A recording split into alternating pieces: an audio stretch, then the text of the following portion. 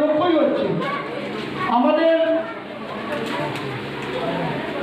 এই এলাকার যারা বাসিন্দা আছে প্রত্যেকেরই মঙ্গল কামনায় কিছু কিছু ধর্মীয় আচার আচরণকে আমাদের মেনে চলে।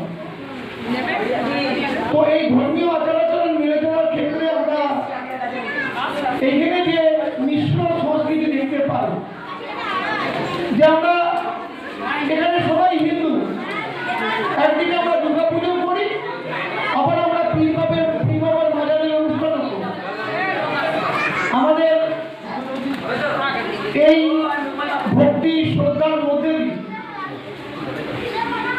আমাদের এলাকার প্রত্যেকটি মানুষের রোগ মুক্তি থেকে শুরু করে, পারিবারিক শান্তি থেকে শুরু করে, শিক্ষা থেকে অন্যান্য সকল দিকের উন্নতি এবং এলাকার একটা সুস্থ পরিবেশ এটা যেন বজায় থাকে, এটাই হচ্ছে আমরা আমাদের যেমন দেবী দুর্গার কাছেও প্রার্থনা করেছি, আমরা পীর বাবার কাছেও সেই প্রার্থনা করছি।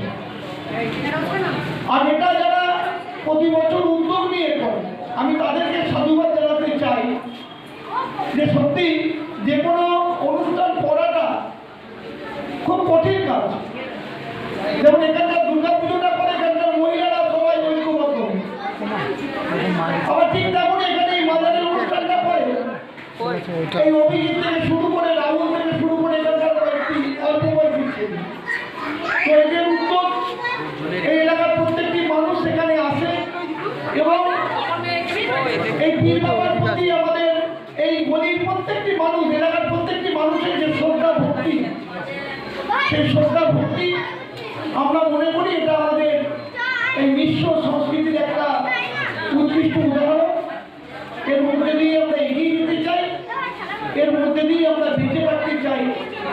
এই অনুষ্ঠান প্রতি বছর আমাদের এই ছেলেগুলো যেভাবে করছে তারা সেইভাবেই করুক, আমরা তাদের পাশে আছি এবং এলাকার সকলে এই অনুষ্ঠানের মধ্যে দিয়ে পীর বাবার কাছে প্রার্থনা করি যে সবাই মঙ্গল হোক, সবাই ভালো থাকুক, সবাই সুস্থ থাকুক।